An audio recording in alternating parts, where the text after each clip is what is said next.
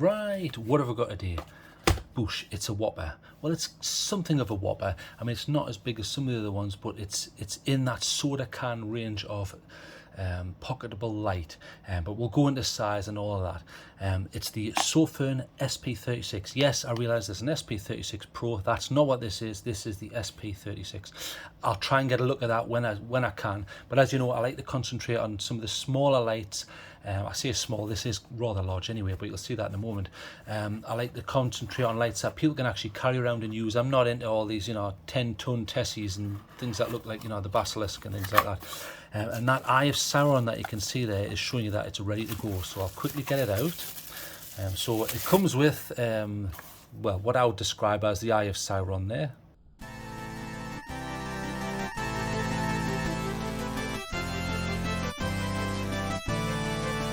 Right, enough of that silliness, let's get on with the review. So Eye of Sauron there. Before I start the review, and I'll take this out, I'll just say that Sofirn contacted me and they said, TrailTrek, this is right up your street. You need to have a look at this. We don't want to see what you write in this review. You can write anything you want. It's got to be honest. You can do anything. It doesn't need to be edited. You can put it out there, and that's exactly what I've done. So Sofirn will see this when it goes live, and nothing will be edited, and it will be an honest depiction of what I think of this light. That is what the channel's about, and it always will be. So moving on with that, so we'll put that into there, get all this rubbish out. Now I have obviously carried this for about 2 weeks, so that gets shot of that, not interested. So I've put all the stuff back, but obviously that was in the carriage there, which would prevent the circuit from functioning. And in regards to that, the reason that's large and circular is because of how the contact works. Rather than having multiple contact points, because that twists on, that's the point there where the batteries, and I've used that, and I've taken it on off, I've used different batteries. Yes, in this instance it comes with the 18650s from Sofirn, and if you notice, they are button top. However, I have tried it with, and I shall show you, I do have some knocking about. Well, I should do anyway. In fact, there's one in there. I've tried it with some Samsung 30Qs. There's some there. I've tried it with the flat tops, and I had no problems. I tried it with 3 flat tops, no problems. I think this is a slight button top. Yeah, it's slightly more protruding anyway. That worked as well. Both of them worked, no problems whatsoever. Mix and match, no issues. So if you think, well, hang on, I don't have any button tops, doesn't matter. I tried them, they worked fine. Actually, interestingly, you can even do this. Look, you can actually put one cell in. You probably think, well, hang on, where's the other two? You can put one cell in and it will still function, but obviously at a reduced capacity. So there you go, same output, but the capacity will obviously be reduced. Still works, isn't that fantastic? So you could take them out, put them in a machine, recharge, but that shouldn't be an issue because this comes with charging, and I'll cover that in a moment. So this is the Sofirn SP36. I was looking forward to having a look at this, not just because I like the soda can lights, because if you remember, I was a big fan of the BLF Q8, which is another large light which I have. Now it's much larger, look, in regards to length, bigger, and obviously width bigger. Same setup in a smooth reflector setup, very similar. I tested it with another load of lights with the same sort of setup, but obviously that uses 4 18650s, whereas this just uses 3. Although having said that, you're getting the same output, and this is a higher CRI, so I was very excited to have a look at this. I've had a lot of fun testing this. So what does this come with? Well, it comes with Anduril 2, which I'll go over in the UI section. I like to split it off to a side, just so people can skip that, because I know it gets a little bit boring, because Anduril V2, it's now very, very complicated. I try to make it as rapid as possible, but I will cover that, and it's very user friendly once you learn it. Like anything, it's just like learning another language. So you can see there it's got the Anduril, so it's the BLF Anduril V2 version, and I'll go over that. So the one I got was, now have they written it on the box? No.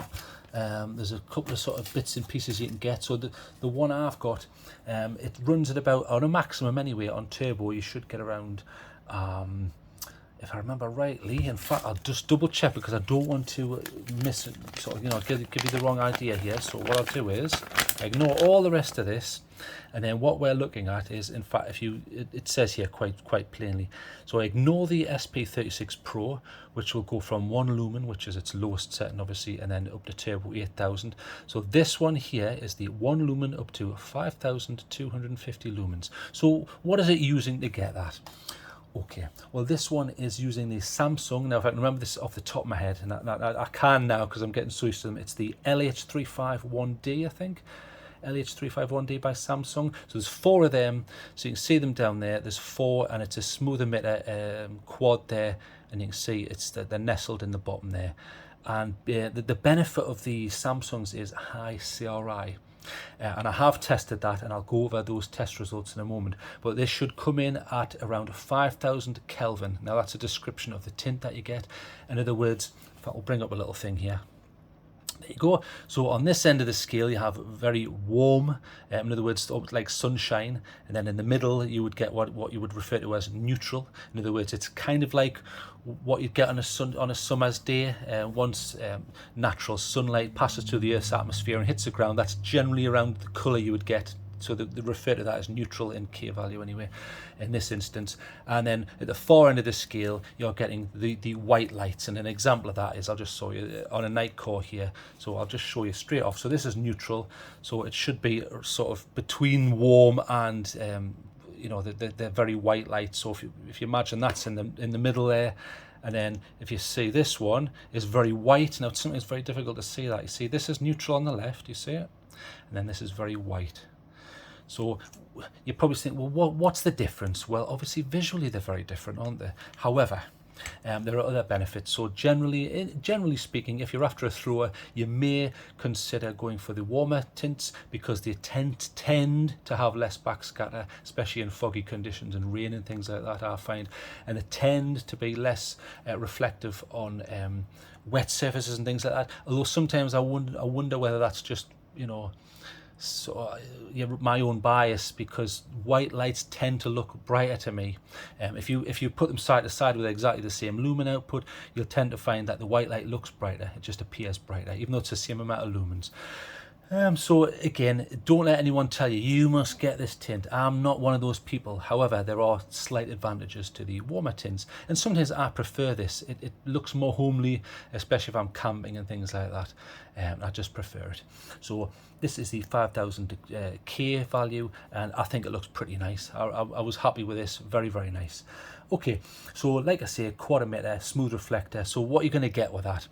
Well, you know, unlike something like, you know, your classic sort of TIR, if I've got one knocking about, if you bear with me a few seconds. So there's one there. There's a TIR on an Astrolux, I think it is. Generally, not in this instance, but generally with a TIR you're going to get more of a floody beam. You know, there's a floody beam. It's hard to differentiate between the spot and the spill. And when I say spot, I'm talking about the light that's trying to push out, and then the spill is generally, not in this instance, generally straight from the LED. But this TIR is a solid piece of plastic, and it's smoothing that out to a degree anyway. You certainly don't get that with this, although it does do a pretty decent job. You do get flower petaling though, and I'll show you that now. So if we turn this on, and I'll take it to a reasonable distance, and I'll get it to focus, put my hand there so it actually forces it to focus. There you go. Okay, so can you see on the extremity of that beam as I rotate? I'm rotating. Now can you see the flower petaling? Now obviously you can see the reason why it's called flower petaling. It is reminiscent of the flowers petals. In other words, you've got this jagged pattern. It is visible on this, even to you know, even as you pull back on a wall, you can still see that.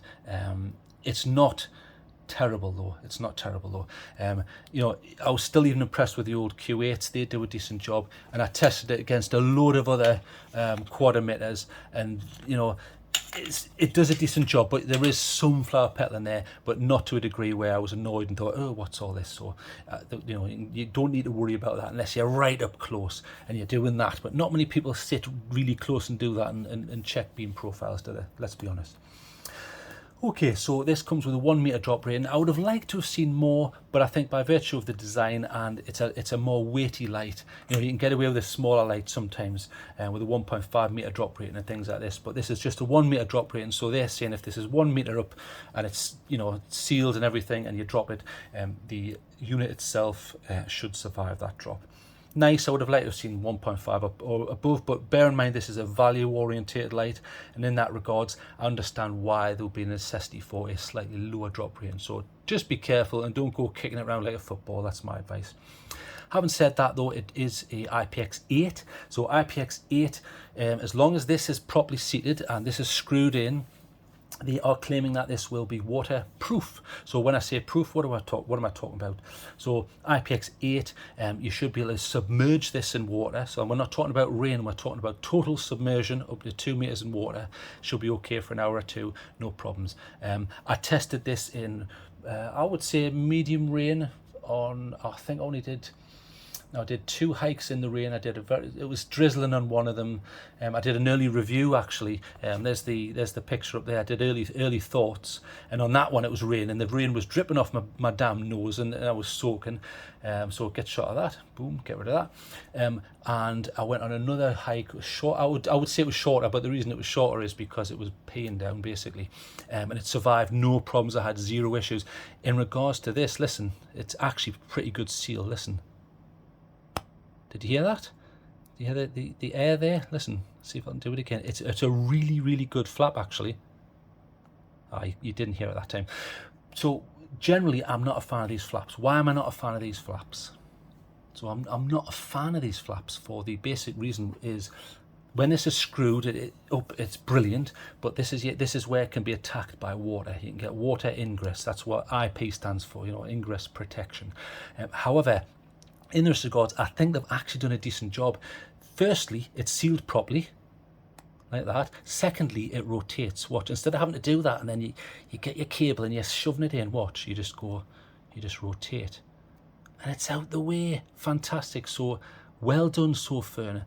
I think that and a certain design, which I sometimes make fun of on another brand, where it looks like a part of human anatomy. Those are my 2 favorite types because you can do that and rotate them out the way and use the actual port. I hate ones where you've got to put them out the way and you're holding them out the way, and then as soon as you move the cable, they come scrunching in. I'm not a fan of that. Whereas I think they did a decent job here. So well done, Sofirn. I appreciate a proper flap where I'm not worrying, thinking, oh my God, if I drop that in a river, I've had it. So well done on that. So in that regards, it does have Type-C charging, and I'll show you that. So what we'll do is, I've got a power bank here, so we'll use that. Now I'll use the cable that comes with it. I have tested this and put this back. I've also used my own cable, and I have tried Type-C to C, but we'll cover that in a second. So using their cable again. So it's a Type A to Type-C. That's your Type A, which has to go in a specific orientation. And then on the end, it's the newer type, the Type C, which is omnidirectional. So it doesn't matter whether it's that way or that way. It's completely irrelevant. And I'll show you that. So again, look at that. Goes out the way, doesn't obstruct. Bang, straight in. Perfect. So let's get this on. Charging's pretty rapid on this, although it should be because there's more cells. So there's a higher capacity in total, so you want quite a fast charging. So plug that in. And then what does it do? Bang, there you go. So it shows you that it's charging by flashing blue. I think it goes solid when it's finished, which is spot on. I've never had any problems with the charging. And as you can see, it's generous. So that figure's saying 4.8. It's basically around 5 volts. And the amount of juice that's going in, 1.6 amps. I had it up to 1.7, 1.8 at one point, which is very rapid. But that's to be expected because you've got 3 18650s in here. And if they're each of those are 3000 milliamp hours, so that's 369, so 9000 in total. That's a large capacity bank there. So that's still going to take quite a time to charge that up. So there you go. See, it's going up to 1.7. I've seen it at 1.8 on this, no problems. There you go. Just see 1.8. I've never seen 1.9, but who's know? I'll leave it. Maybe I haven't kept an eye on it enough. And it does work whilst it's charging. Fantastic. I love that feature. I discuss this a lot with people on the Discord channel who camp. They appreciate and see the point of having a light which will work whilst you're charging, because what you do is when you get to camp, you do that, or I do anyway. I put it on a lower setting and I let it charge. That's not using enough to defeat and overcome the amount that's coming in, and it's still charging, and it's topping it up. And then obviously when you turn it off and go to sleep, you finish it off and bang, in the morning you're sorted. Excellent. I love that.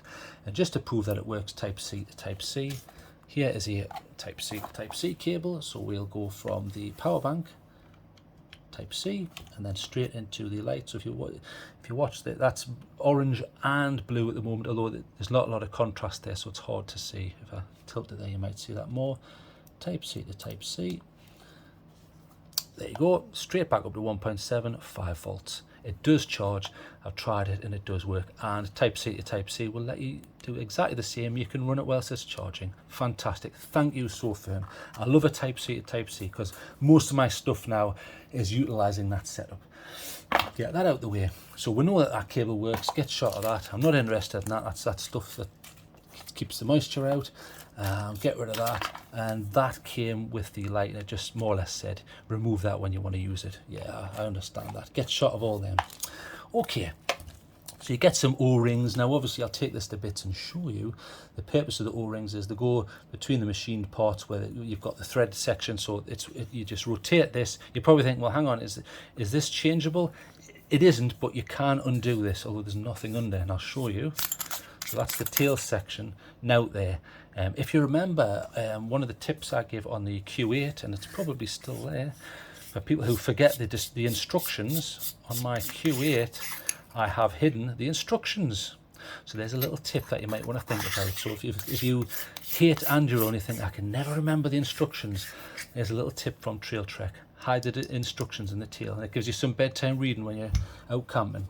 So nothing much you can do under there. So pop that back on, and then in regards to the top, I'll show you, poof, that's it disengaged there. So if you ever wanted to lock it, there is a lockout on this, but if you ever wanted to physically unlock it, it's just a quick twist there, not even a quarter turn. So a threaded section, and there's your O-ring there, and they did put some lube on here, which is nice to see. So very nice, and they look like decent thick threads. They're not these horrible thin ones where they get all shredded and go absolutely mental. So what have we got down here? Turn it around. So as you can see, that's the contact point there. Beautiful, no issues, looks well made. The threads are spot on. I haven't noticed any daft scuffing or bits of metal hanging off or anything like that. Feels like a quality piece, and it's got that slight lightness to it, which you tend to get with Sofirn lights. Brilliant, no problems with it. So you get your free O-rings if you do happen to shred them, which is unlikely on a light like this, but if you do, they're there. And I'll show you the cells that you get, and obviously down the bottom here you have your springs there, and if you get bored you can play bounce the batteries, you know, and have them bouncing around. There you go. And the cells that it comes with, you have, there's 3 identical ones. So it's a Sofirn wrap. I'm not sure what's under this. I'm guessing it's something like a Samsung 30Q equivalent. So 18650 lithium ion, 3.7 nominal voltage there, 3000 milliamp hours. Obviously you can go and get 3500 milliamp hour batteries and things like that now, with slightly different amp outputs, but this is perfectly acceptable for what we need here. It doesn't seem to have an amp rating, but this is only 5000, so it's not, and for 3 batteries that's not too excessive, I wouldn't say. So slap that in. Okay, so we know it works whilst charging. It uses 3 18650 cells. The tint, like I say, the tint that this comes in is a 5000K. So I did a little bit of testing. So we'll move the light down here and let's have a look at my testing. Okay, so I did a little bit of TrailTrek testing. So I checked the tint, and they were obviously the manufacturer's claim is 5000, and I got very close to that. Mine came in at 4971, which is certainly within tolerable values, and I would say, there's margin for error in my test equipment. I accept that. So it's around 5000. So well done. Yeah, perfect.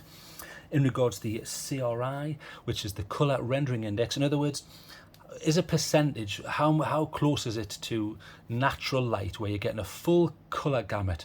The beauty of natural light, natural light is pleasant to deal with, whereas low CRI lights are not so pleasant to deal with. If the classic example is, if you think of something like a 1 wavelength of light, something like a tanning salon, a tanning bed or something like that, to give you a suntan, it's one specific wavelength of light, and the UV bands there. It's not very pleasant to look at, is it? Everything looks purple and it's annoying. And the lower, you're missing out on a lot of what is there, because it's just representing a specific set of light there. So get rid of those images there. So high CRI is pretty beautiful, and it is on this light. In my testing, it came out as 95. I think it was 95.9%, which is extremely high. So everything looked very beautiful, especially reds, browns on the leaves, and things like certain mud and certain tree barks. beautiful. I'm not a snob, but I appreciate the fact that it looked beautiful. A lot of people will say, "Hi CRI, what is he talking about? Who cares?" I can completely understand that. Part of the market just want more lumens or a white light or whatever, and that's perfectly acceptable. Don't let anyone tell you shouldn't enjoy that. You enjoy what you enjoy. But if you're a bit of a purist or a photographer and you're looking for a really good representation of or close to natural light, this is certainly going to make you smile, and it did make me smile. Okay, so like I say, very high CRI and good tint in regards to what they claim, which is 5,000. There was no flicker whatsoever on this. I couldn't, with my test equipment, I couldn't detect it anyway. Nothing to worry about. From low all the way up to turbo, I didn't detect any. So there's no annoying flicker. Okay, so I did some other testing. I tested the parasitic power drain, because obviously that's quite bright, isn't it? Now, bright buttons on standby are great for finding it in the dark, and especially when you're camping and you need to get up for a pee. Where's the damn flashlight? Haha, I can see it across there. Bang, and you can put your fingers on it. It's great. However, if you put this away and you don't do that, the problem is that slowly drains the battery. So what is the drain on this? Now, obviously, there's different modes which I'm going to go over in the UI. You can have the bright mode, then you can have a really low mode, then you can have a pulsing mode, which is like a breathing mode, which is saving battery, and then completely off. You can have that completely off, even though it's ready to go.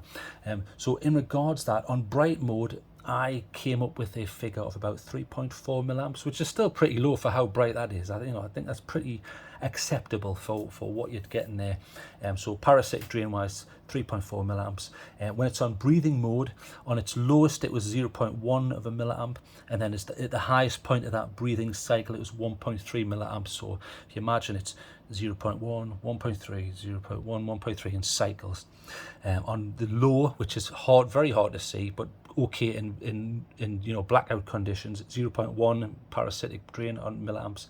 And when it's off, weirdly, you would think on off there'd be no parasitic drain or an extremely low one, but it kind of cycles, which is a bit weird. So on mine, I was getting 0.09, which is brilliant, but then it would cycle as if something was happening. It's almost as if it was cycling without showing anything. So it would go from 0.09 milliamps to 0.30. I don't really understand why it's doing that. It doesn't need to do that. Bearing in mind on off, it should be a steady parasitic drain. Maybe someone in the comments can test theirs. That could be some sort of strange anomaly, but I just want to report that because that is what I found, and what I find I tell you, good or bad. But anyway, so other than that, I really like this light. Like I say, I'm a fan of these lights. Especially ones like these I've used in power cuts. So what I do is I'll put them like that and I'll ceiling bounce. In other words, it's reflecting off the ceiling and it'll get you through 3, 4, 5+ hours of a power cut, no problem, and you can get on with tasks, like cooking or whatever it is you need to do, read a book or whatever. I like that, although I probably wouldn't take this out for regular walks, whereas this is still big and heavy, but I can kind of justify taking that out on a walk if I want a lot of light, whereas it's hard with this. So size wise, I was very impressed. So what I'll do is I'll go over some good points and bad points, and we'll look at some other things, but I really need to discuss the UI. So if you cannot be bothered to listen to the whole of me waffling about Anduril, you can skip now, okay? But for people who want to stick around, what I'm going to do is I'm going to have to cover Anduril 2, because it's slightly different to the last Anduril, the Anduril 1. It is different, and I just want to make sure I cover that for people. Okay, so I'll put a little thing up here. So skip to the end if you don't want to hear me waffle, okay? There you go, so I'll put that up there. Okay, so Anduril 2, I'm going to try and keep this straight to the point. I'm not going to cover everything, okay? So I don't want people saying, boo, I want 6 hours of Anduril descriptions. Sorry, it's not going to happen. I'm going to tell you the main basics. Now, the main advantage of Anduril 2 is you have a simple mode and an advanced mode, and generally lights should come in the simple mode, so most people can enjoy them, especially the mass market. And if you are a flashaholic like me, you would consider changing it to the advanced mode. So in order to move between those modes, it's 10 clicks. If I remember rightly, it's 10 clicks to go to advanced and 10 clicks and hold to come back. And I think that's sensible, because it's unlikely someone's going to get into that by accident. So we'll just check what, I just want to check which mode I'm in here. So click, click, hold. Now if I can go into those modes, I know I'm in advanced, right? So I should be in advanced. So like I said, you can move between those modes. So what we'll do is we'll try and go back to simple mode, and I'll show you that. So if we go 1, 2, 3, 4, hang on, start again. Try harder, TrailTrek, come on, learn your job. 1, 2, 3, 4, 5, 6, 7, 8, 9, 10. Click and hold. There should be a flash, which there was there. Okay, hopefully I've got that right. Let's just check. 1, 2, 3. I don't think I got that actually. So click, click, hold. No, I don't think I did. So go back again. So 1, 2, 3, 4, 5, 6, 7, 8, 9, 10. Click and hold. So I should, hopefully, let's just check. So that should take me up, because there is a difference, slight difference in output and whether you get turbo or not. So that's turbo. So I think I might have that the wrong around. Let me get my sheet. So just double check this. So if we have a look here, now this isn't the best, it's tiny. So you see what it says there, you see this here. So here's your symbol and here's your advanced. So you see this line here. So it's 10 click and hold. Okay, I've got that the wrong way around. It's 10 click and hold to get to advanced. If you want to go back, it's just 10 clicks. So we'll do that. So 1, 2, 3, 4, 5, 6, 7, 8, 9, 10. Don't hold. There was a click. Now we should be in simple. So according to them, simple is just at the above section here. Now that looks pretty complicated, but I'll try and keep it simple. So it's 1 click on and 1 click off. Okay, that's your basic in simple mode. 2 clicks should take you straight to maximum ramp. So double click there, that's maximum ramp, which is very, very high. That's almost burning my hand there. Battery check is 3, 1, 2, 3. So what's it doing in this battery check mode? It should flash out the voltage. So let's have a go. So it's stopped there. So 1, 2, 3. So 1, 2, 3. 1, 2, 3, 4, 5, 6, 7, 8. So 3.8 volts. Now, as we know, 4.2 is full, so 3.8 is starting to ramp down a bit. Obviously, when it gets too low, you need to start charging it. So you do have that capacity there to do a simple battery check. You have E-lockout, which is great. So 1, 2, 3, 4, bang, E-lockout. There you go, and it should flash to delineate that, which is great. So you think, well, okay, so what does that mean? Well, it doesn't function. Okay, however it does, it gives you a little bit of light. So you can't turn the light on or off. However, what you can do is if you click and hold, you get a little bit of light. And if that's not enough, you can click and hold twice and get a little bit more light. I like that feature, because otherwise you've got to go 1, 2, 3, 4. Right, I'll use the light right now. 1, 2, 3, 4. It's annoying. Whereas it's easier to have it locked, but still have the ability to read a map or do something in low light and then quickly put it back in the pocket and it's still locked. Yes, you've got the physical lockout, but that's a nice feature. And then to get out of lock, it's 4 clicks again. 1, 2, 3, 4. There, you're back to normal. Okay, so that's the simple mode. If you want more on top of that, we need to go to advanced mode. So we are here, and if you look at the arrow, so 10 clicks and hold should take us into this sea of options here. Okay, so turn it off. 1, 2, 3, 4, 5, 6, 7, 8, 9, 10. Click and hold, bang. Right, we should be in advanced mode now. So in advanced mode, again, it's click on, click off. And obviously when it's on, it's a ramping, so you can ramp it up, and then click and hold will ramp it down. If you don't want smooth ramping, I think it's is it triple click? 1, 2, 3. Yeah, that's it. You can triple click and you see how it jumps in steps. See it jumping in steps rather than smooth. So ramping up, jump, jump, jump, jump. Ramping down, jump, jump, jump, jump, jump. And then if you want to go back to smooth again, 1, 2, 3. There, smooth ramp again. So a lot of customization here. Bang. Okay, and obviously turbo is double click, you can go straight to it there. Double click, bang, very, very bright, beautiful. and that's obviously your maximum, but you're going to generate a lot of heat. Although this wasn't too bad on step down, I didn't notice any step down, although I think it is temperature regulated. So depending on whether you live in Alaska or the middle of a desert, you're going to get completely different results, although you can calibrate the temperature yourself. I'm not going to go into that in this video because my videos are long enough, but you do have that ability. Okay, so then you've got your battery check, so 1, 2, 3, and then we'll discuss that on the simple mode. It flashes it out as a value of voltage. Now, when you're in battery check mode, what you can do is you can go to double click and it flashes out. You can do a temperature check and then click again, and it's like a beacon. Now, in regards to the beacon, you can see it flashing there. There, see, that's beacon. In regards to that, what you do is you would click and hold to get the frequency, you know, to make it flash. However long you hold that button is how much it's going to flash. I'm not going to go into that on this video because that's another layer of customization, and I'm trying to keep this rapid. Double click again and it's SOS, so you get your 3 and then 3 and then 3 and then 3, you know, the classic old SOS. So you've got that feature if you want it. 4 clicks again, 1, 2, 3, 4, lock, and we've discussed that. You can get a little bit of light, or double click for a lot more light, and then 1, 2, 3, 4, and you're back out of it. Boom. You've got momentary mode, so turn it off. 1, 2, 3, 4, 5. Right, it's now momentary mode. It's either on or it's off. That's it. So hold on, off. That's it. And it remembers whatever mode you were in. So 1, 2, 3, 4, 5. If I remember rightly, I think you've got to disengage, go back to normal. Right, so if we go to mega bright and then turn it off and then go to 1, 2, 3, 4, 5, it should be there.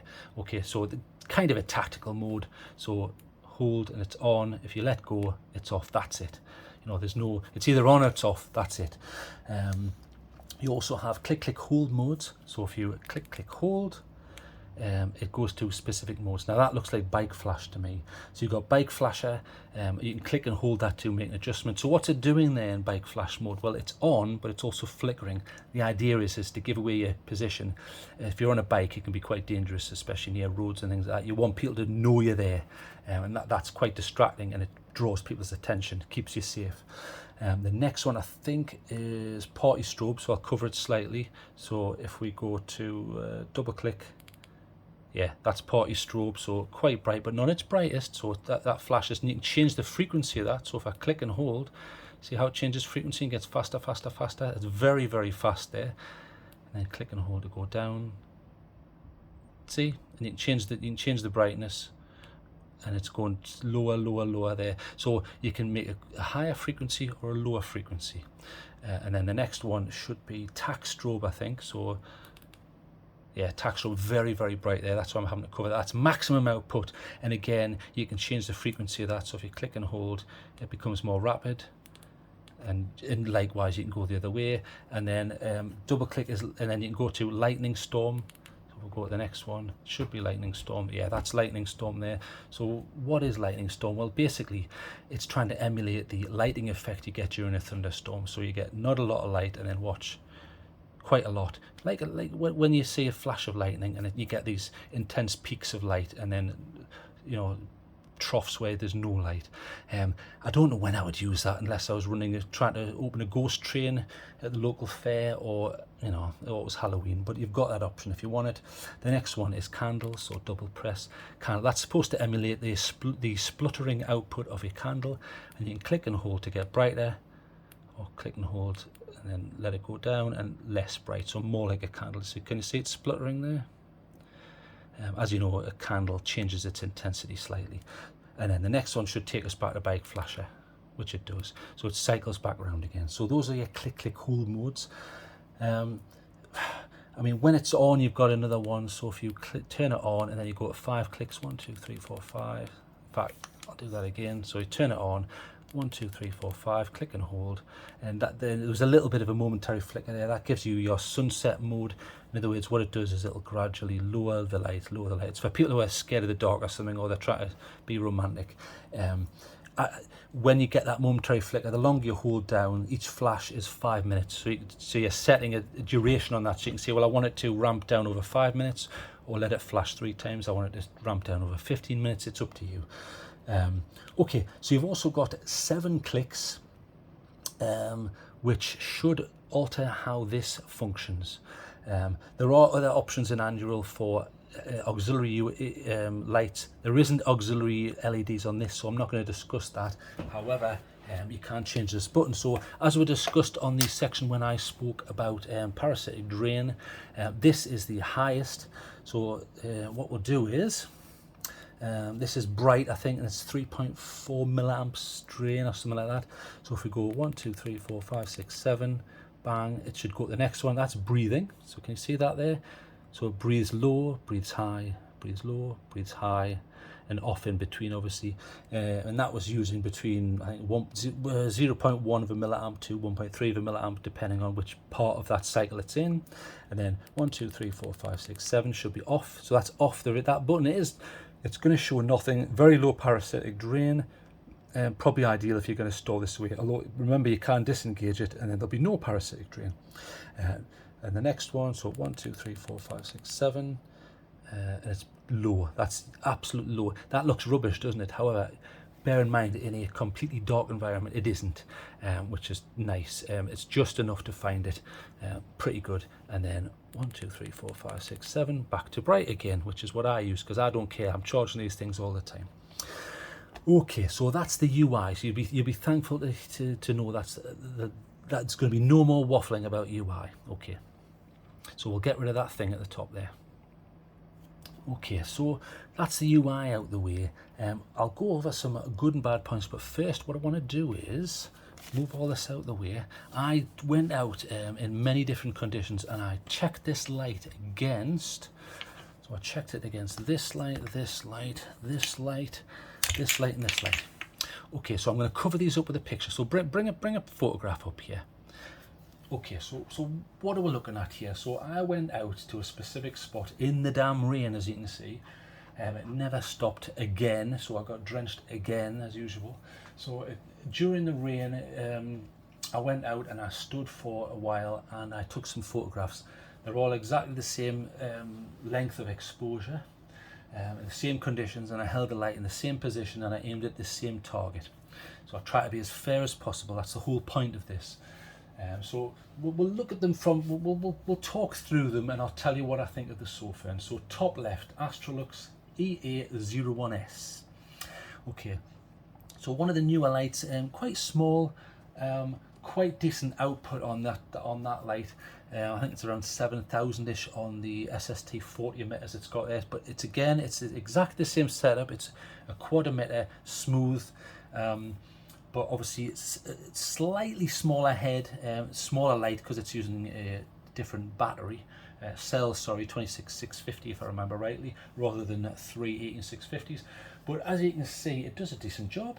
You've got a nice bit of flood there. It's illuminating the entire picture there, and you've got this central hotspot, which is doing a pretty good job. But as that is an SST40 setup, it will do that.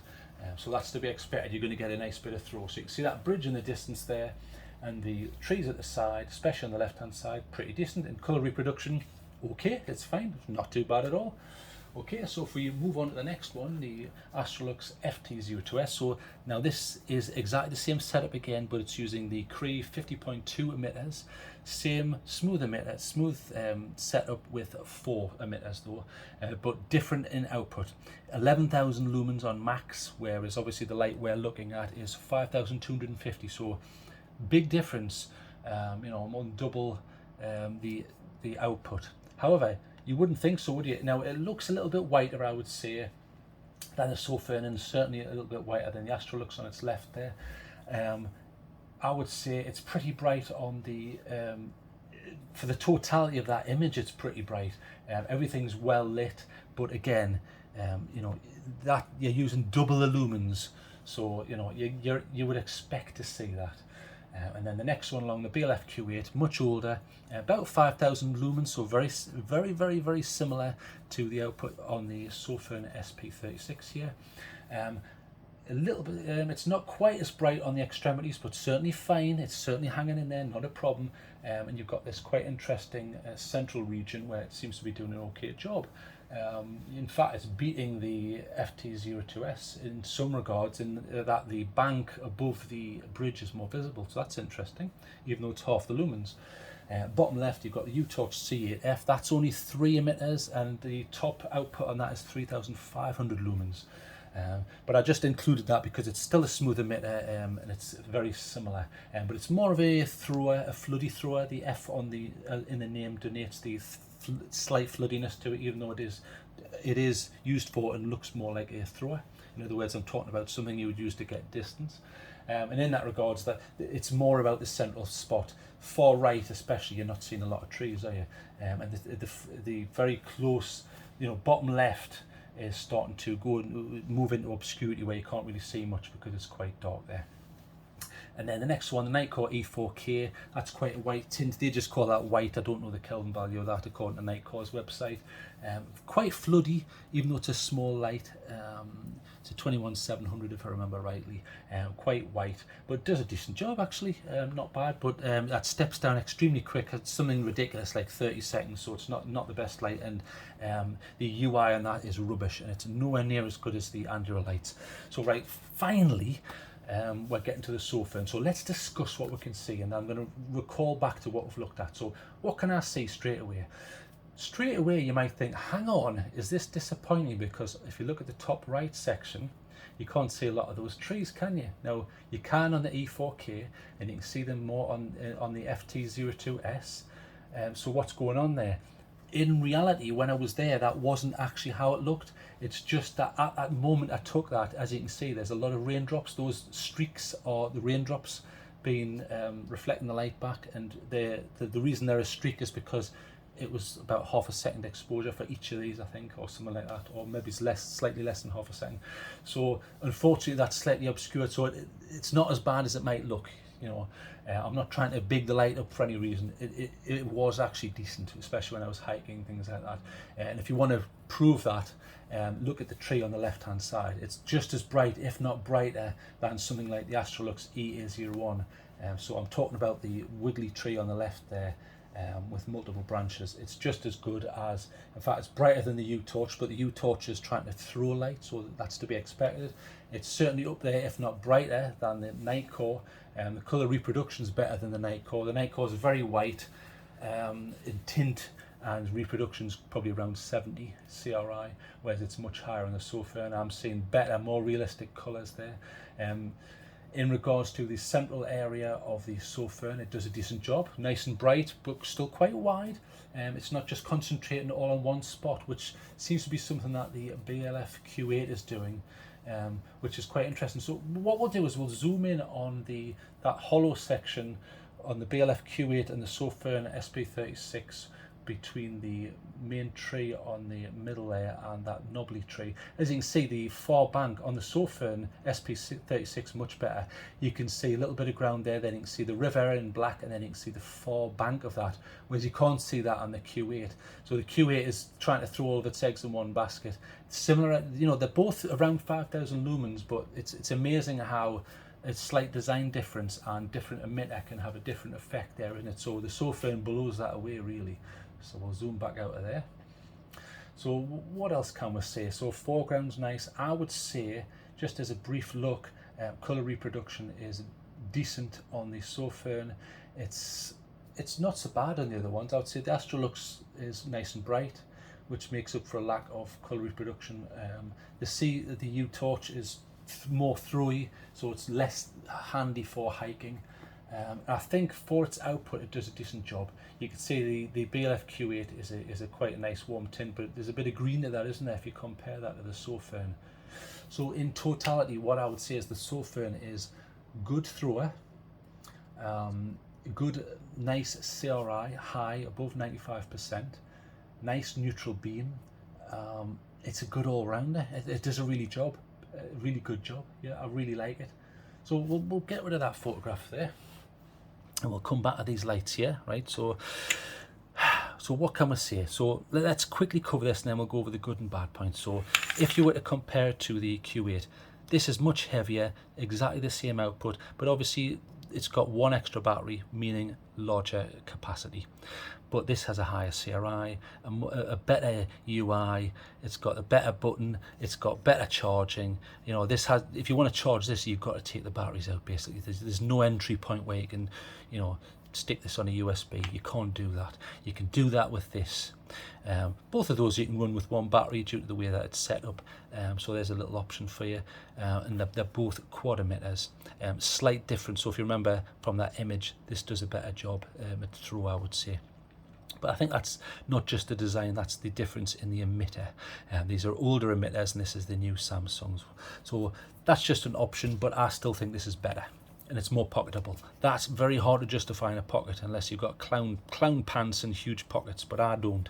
So that would still win for me. If you were to compare it with something like this, you could say, well, hang on, this is 4,400 lumens or something in that range. Why would I not just want to get this? It's much smaller. It is much smaller, but the capacity, in other words, how long it's going to run, is tiny in comparison to that.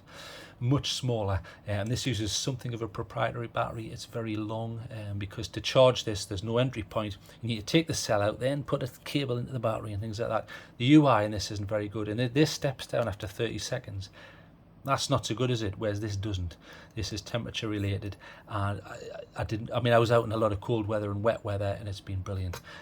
I still think this would be better. So boosh, get a shot of that. So in regards to this is more of a thrower. It's only a 3 emitter. It's a is it a 21700? I forget. Yes, this is a 40T, I think. Yeah, Samsung 40T. So 4,000 milliamps versus 9,000 on that. So again, not the same capacity, but this would possibly be better for throw, and it's a tail clicker if you wanted a tail clicker, which some people do. Obviously, it's harder to stand. You can do it if you're very careful. So you can tail stand it, but it's not as ideal as just plonking that down and then tail stand. No problem whatsoever. Does the job. And the UI in this isn't probably, isn't quite as feature rich as this. So we'll get a shot of that. And that was about 3,500 lumens on max on turbo, which is okay, but slightly older emitters.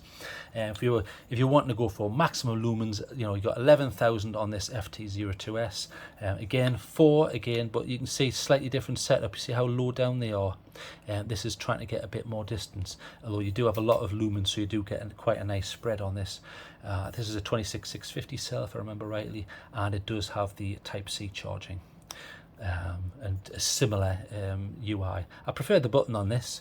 I wish that was a bit more recessed, but on a size of light like this, it's not such an issue because you're going to lock that out or whatever. But this would give you more lumens, but higher capacity on that. So put that at one side.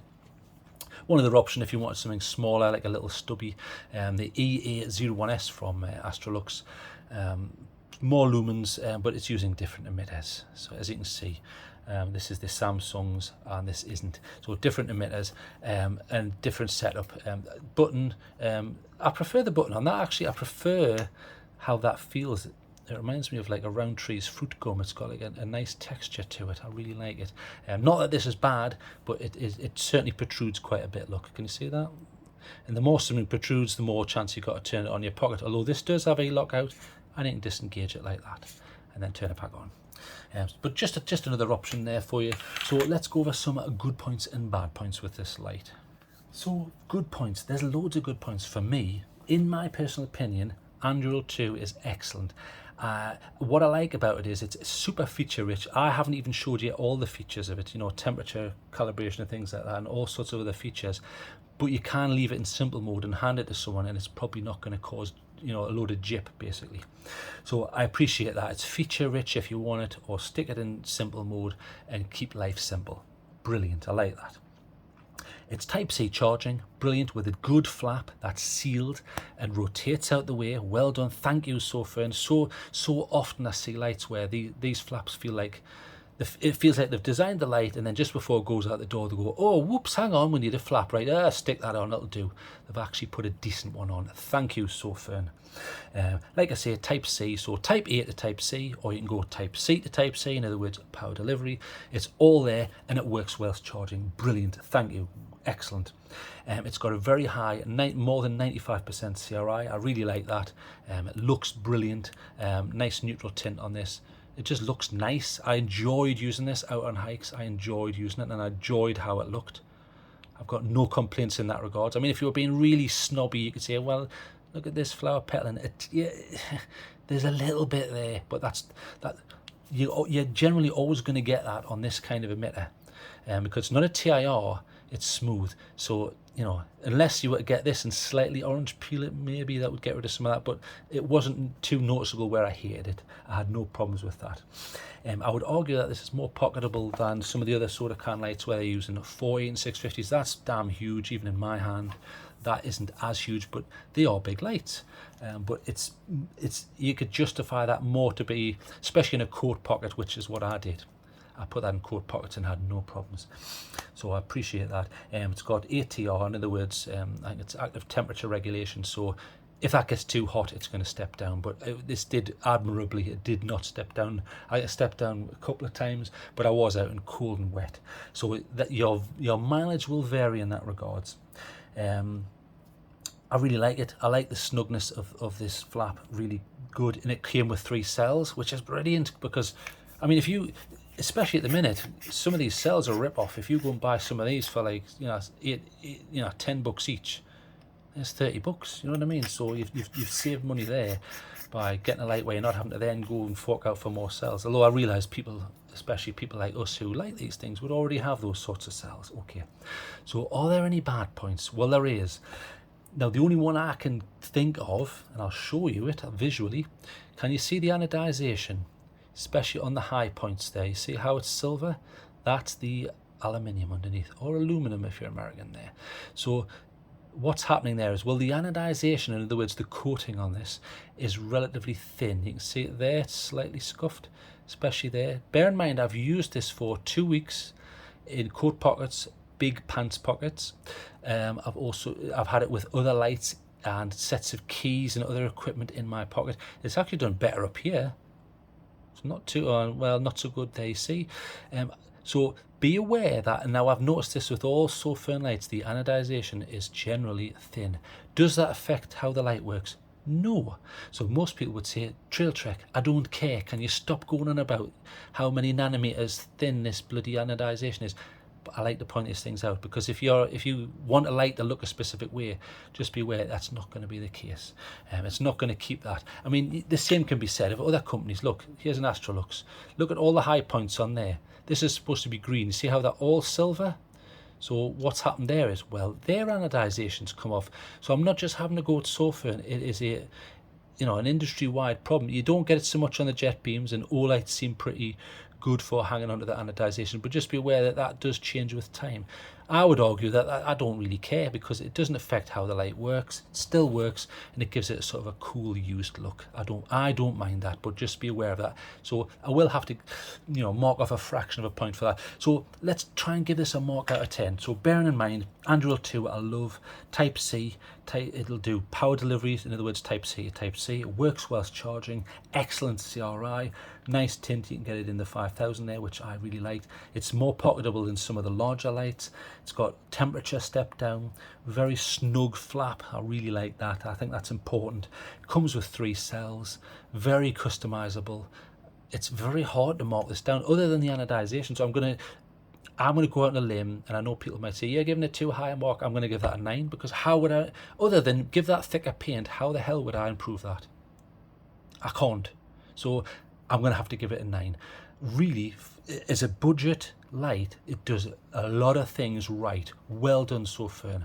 You know, I always congratulate these companies when they deserve it, and I'll have a go when they don't. You know, I'll tell them off.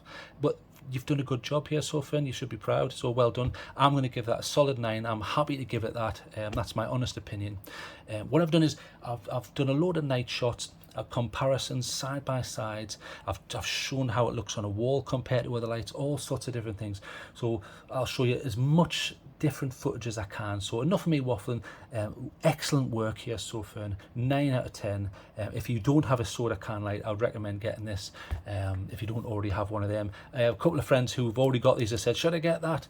If you've already got this, is it necessary? I don't want people buying stuff just for the sake of buying them, you know. But it is a beautiful light. I do like it. I like this.